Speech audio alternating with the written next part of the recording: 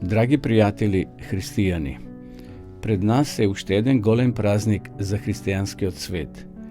Многумина од нас на овој или на оној начин ќе го прослават овој голем настан кој се одиграл во минатото, а допира до денешен ден. Можеби и вие сте дел од големиот број христијани кои што го празнуваат овој ден според некаква традиција, оставена од страна на старите или пак затоа што тоа е модерно во денешно време. Ова кратко размислување има за цел до сите вас да ја приближи вистината за празнувањето на овој голем празник. Вистината за Великден започнува во далечното минато, илјадници години пред овој настан на вистина да се случи. Вистината за Великден не враќа на првите страници на Божјата книга, Библијата. Во почетокот Бог ги создаде небото и земјата, 1 Мојсеева, 1 глава, 1 стих. На самиот почеток, покрај се што е создадено, како круна на Божјото создавање бил создаден и човекот. За разлика од останатите созданија, човекот се одликувал со една особина која го издвојувала од сите други, имал способност да размислува и да донесува разумни одлуки. Бог го поставил првиот човек во Едемската градина, каде што имало изобилни разновидни билки кои носеле прекрасни плодови и му служили како храна. Но среде тоа големо пространство постоело и едно дрво кое Библијата го пишува како дрво за запознавање на доброто и злото. Од сиот простор и сите дрвја што му биле на располагање, Бог му заповедал на првиот човек да не го јаде плодот токму од ова дрво, зашто во денот кога ќе јадеш од него, навистина ќе умреш. Нашите прародители Адам и Ева, првите луѓе, решиле да јадат од ова дрво. И денеска можеби токму таа постапка му ја оставила во наследство на човекот желбата да го посакува туѓото забранетото. Плодот на нивната одлука донел одвојување од нивниот создател, од изворот на нивниот живот. Од тој момент па наваму сите ние во наследство ја носиме тешката последица од таа одлука, смртта. Сите ние сме осудени еднаш да умреме. Радосната вест за Великден е запишана во Евангелието според Јован, 3 глава, 16 стих. Зашто Бог толку го возлюби светот, што го даде својот единороден син, та секој кој верува во него да не загине, туку да има вечен живот. Да, драги пријатели, Бог толку многу ги засакал луѓето, не засакал нас, што го дал својот син да не спаси од вечната осуда, од смртта. За да го победи тој страшен непријател, во точно определено време од човечката историја се родил Исус Христос во човечко тело. Исус Христос е реална личност од нашата историја. Тој живел на оваа земја и со својот живот и со своите дела, кои се запишани во 4 Евангелија, ни го покажал вистинскиот карактер на својот Отец. Библијата кажува дека Исус живел безгрешен живот, правил разни чуда, лекувал болни, па дури и мртви оживувал.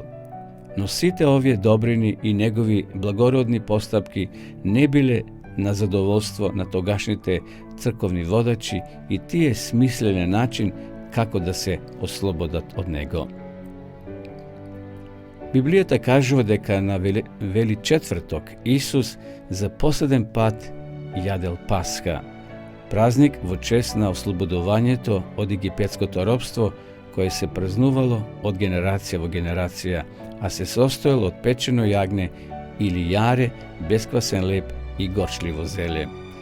Исус ја јадел последната Пасха со своите ученици.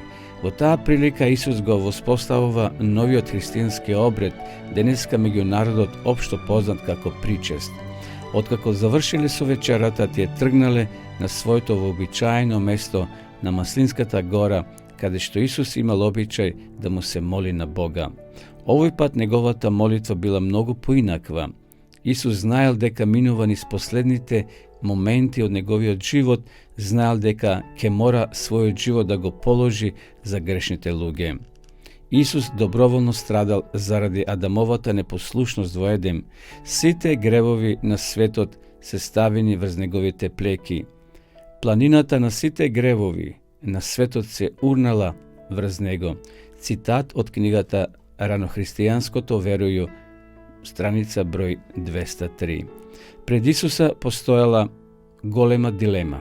Дали да го даде својот живот за сите оние кои се негови непријатели или да се откаже од таа жртва. Доцна вечерта во четврток, а рано во петок, Исус бил предаден од својот ученик Јуда и паднал во рацете на верските старешини, кои веќе однапред го осудиле на смрт. Но казната не можела да ја извршат без дозвола на световната власт, без одобрение на Рим. Иако Пилат, римски судија, не нашол никаква вина кај Христа, сепак под притисок на старешините попуштил. Користејќи го еврејскиот празник Пасха и обичајот да пушта по еден затвореник, Пилат постојно се надевал дека народот сепак ќе го одбере Исуса да биде ослободен. Но народот викал: распни го, распни го. Така, откако бил камшикован, Исус бил казнет со најтешка казна во тоа време, смрт на крст со распнување. Во саботното предвечерие, на крајот од тој страдален петок, Исус веќе бил мртов и положен во камена гробница, каде што според еврејскиот закон почевал во сабота.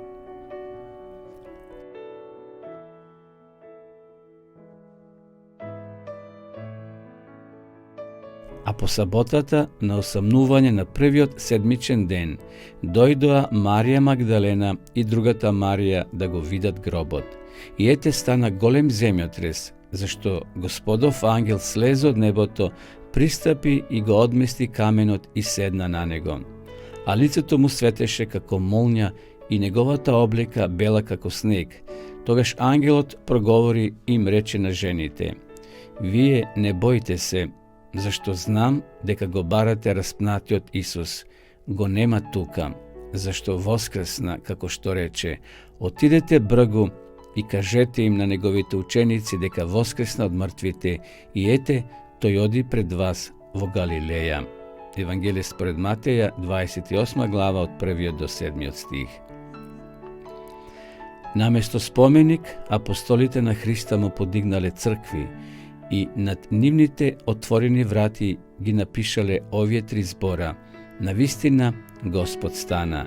Тие зборови го промениле токот на историјата, но и повеќе од тоа, тие ги промениле срцата на луѓето. Христос воскресе, навистина воскресе. Поздрав со кој христијаните се поздравуваат и отпоздравуваат 40 дена по Велик ден. Но дали верувате дека Исус навистина воскресна, почитувани пријатели?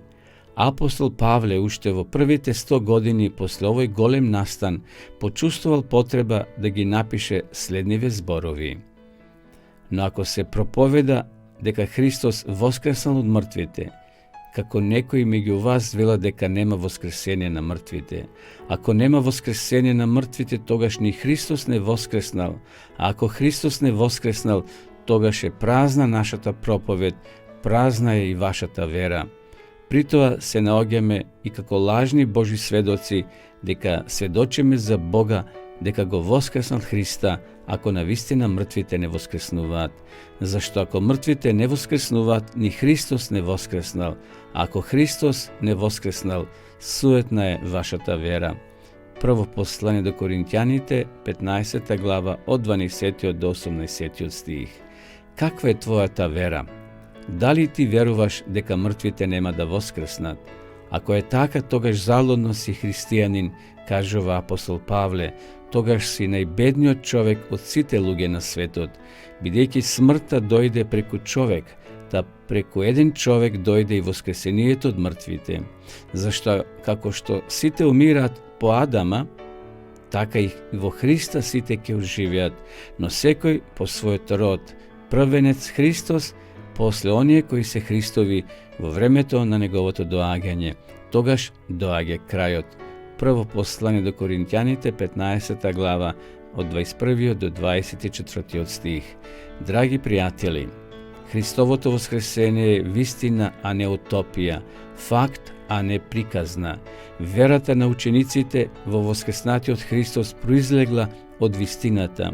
Неговата победа над смртта била причина што апостолите сведочија многу силно за воскресението на Господа Исуса и голема благодат беше на сите нив. Дела на апостолите, 4 глава, 33 стих.